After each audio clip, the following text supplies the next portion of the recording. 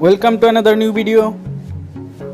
In this video you will see how to fix YouTube version out of date. Please follow complete the process.